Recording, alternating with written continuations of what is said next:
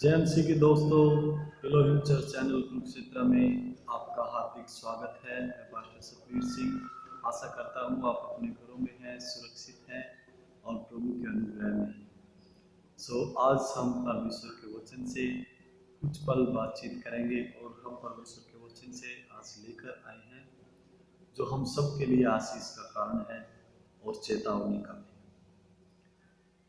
जो हमारी धार्मिकता है वो लोगों पर प्रकट होनी चाहिए।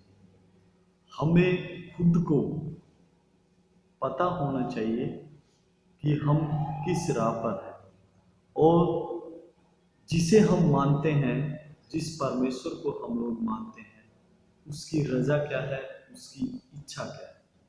ठीक है, आज हम परमेश्वर के वचन से देखेंगे। मैं आप लोगों के दरमियान पढ़ना चाहता हूँ यूहन्ना रचित सुसमाचार उसका 8 अध्याय 1 आयत से लेकर 10 आयत। John chapter 8 words 1 to 10। मैं पढ़ रहा हूँ एक बार आप लोगों के लिए। परंतु यीशु जैतून के पहाड़ पर गया और भोर हुआ, फिर मंदिर में आया। सब लोग उसके पास आए और बैठकर उन्हें उपदेश देने लगा। तब शास्त्री और फरीसी एक स्त्री को लाए जो व्यभिचार में पकड़ी गई थी और उसको बीच में खड़ा करके यीशु से कहा, हे गुरु, यह स्त्री व्यभिचार करते पकड़ी गई है। व्यवस्था में मूसा ने हमें आज्ञा दी है कि ऐसी स्त्रियों पर पथराव करे, और तुम इस स्त्री के विषय में क्या कहता है? आप समझ गए होंगे जो हमारी स्टोरी है, हमारा आज का विषय है।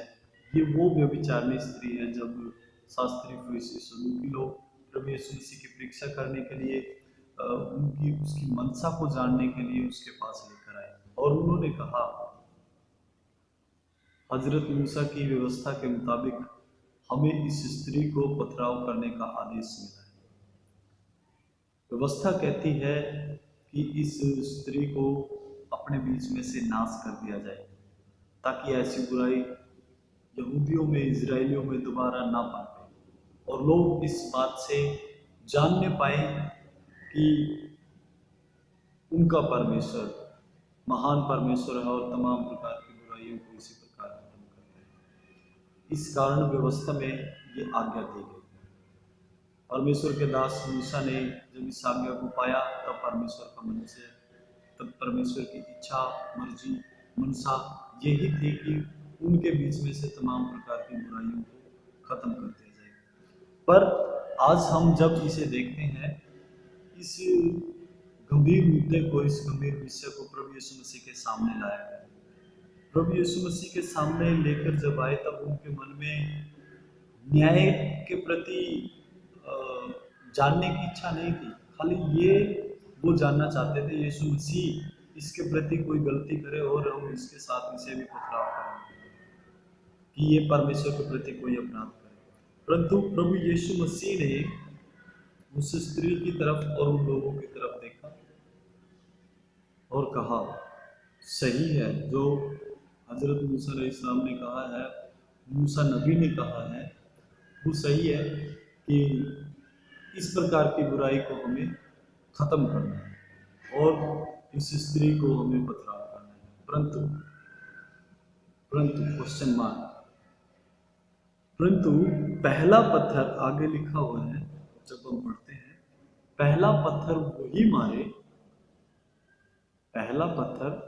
वही मारे जिसने पाप ना किया हो, इसके साथ पाप ना किया हो या फिर किसी प्रकार का भी पाप ना किया हो।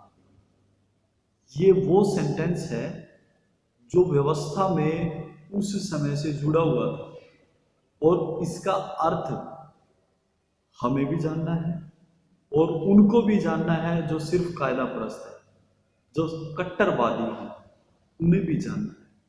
यहाँ पर प्रभु यीशु मसीह का जब हम लोग देखते हैं तो वो जमीन पर कुछ लिखने लगा, ये कहकर कि पहला पत्थर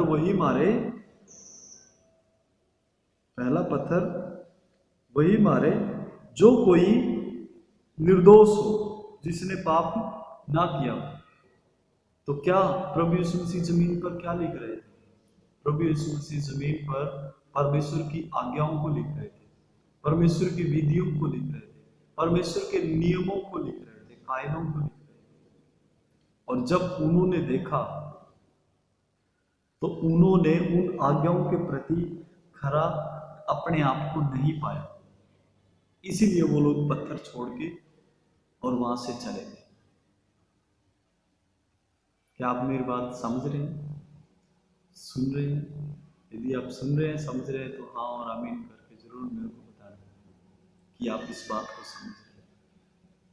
सिर्फ कट्टरवादी होना पर्याप्त नहीं है। हम इस प्रकार से परमेश्वर को प्रसन्न नहीं कर सकते।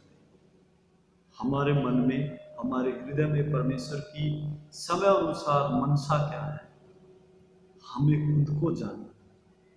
उस समय से बहुत सारे व्यभिचारियों को, हत्या करने वालों को, तमाम प्रकार को पथराव किया गया, परमेश्वर के नबियों को, रसूलों को मारा गया, पथराव किया गया। हालांकि वो परमेश्वर के लोग थे, परमेश्वर की संदेश को सुनकर लोगों तक पहुंचाने वाले थे, पर फिर भी उन लोगों को उस समय के लोगों ने मार दिया। आज मैं आपसे कहना चाहता हूं, उस समय के लोगों में एक कमी थी। वो कमी थी कि वो समय अनुसार परमेश्वर की मनसा को नहीं पहचान पाए। आज हम में वो कमी ना हो कि हम समय अनुसार परमेश्वर की मनसा को ना पहचाने, हम परमेश्वर की मनसा पहचानने वाले बने। जिस प्रकार प्रभु यीशु मसीह ने कहा, ठीक है, जो हजरत मूसा ने, परमेश्वर के दास मूसा नबी ने लिखा है, कहा है, वो करेक्ट है, वो सही है, परंतु सजा देने का हक उसे ही है जो खुद निर्दोष हो। पहला पत्थर वही मारे जो निर्दोष हो, जिसने पाप ना किया हो। और उन आज्ञाओं को जो खुदावंद यीशु मसीह लिख रहे थे, उन्होंने पढ़कर उन्होंने देखा, हम इन आज्ञाओं में खरे नहीं हैं, हम इन आज्ञाओं में खरे नहीं हैं। वो पत्थर छोड़कर चले गए। अंत में प्रभु यीशु मसीह और वो स्त्री अकेले वहां पर रह गए। और प्रभु ने जब मुड़कर देखा तो कोई भी वहां पर नहीं है। और उस स्त्री से कहा, कहाँ चले गए सब? कहा, प्रभु वो चले गए। जा, मैं भी तुझसे कहता हूं, आज के बाद पाप मत करना, आज के बाद पाप मत करना।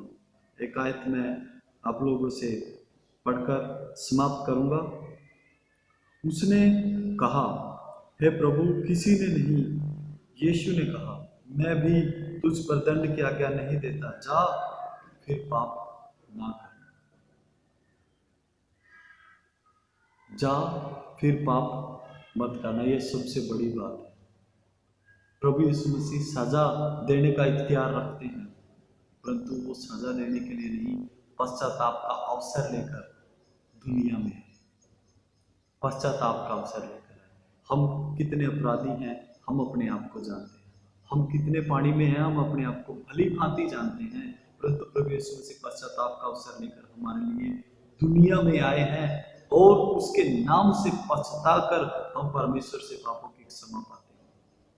प्रभु यीशु मसीह यदि हमारे लिए अपने आप को ना देते तो माफी नहीं थी, माफी नहीं थी। पिछले समय की ओर, ओल्ड टेस्टामेंट की तरफ जब हम अपना ध्यान करते हैं तो पापों की माफी इस प्रकार से नहीं, जी गंभीर पापों की, और यदि है तो वो बलियों के द्वारा थी। बलियों का समय समाप्त हो चुका है। आखिरी बलि प्रभु यीशु मसीह, और उसी के वसीले से हम निजात पाते हैं, उद्धार पाते हैं, मुक्ति पाते हैं। और उसके नक्शे कदम पर चलकर हमें एहसास दिलाना है कि हाँ, मैं मसीही हूँ। व्यवस्था और परंपराएं नहीं, परमेश्वर की मनसा को जानकर हमें आगे बढ़ना। आशा करता हूँ आपको आज का वचन समझ में आया है। यदि समझ में आया तो जरूर इस मैसेज को आगे शेयर करें, ताकि और लोग भी आशीष पाएं। God bless you. प्रभु आप लोगों को बहुत सारी आशीष दे, अपनी महिमा के लिए इस्तेमाल करें। घरों में रहे, सुरक्षित रहें और दुआ प्रार्थना करते हैं। विश्व भर के लिए प्रार्थना। God bless you. Prabhu Ashish.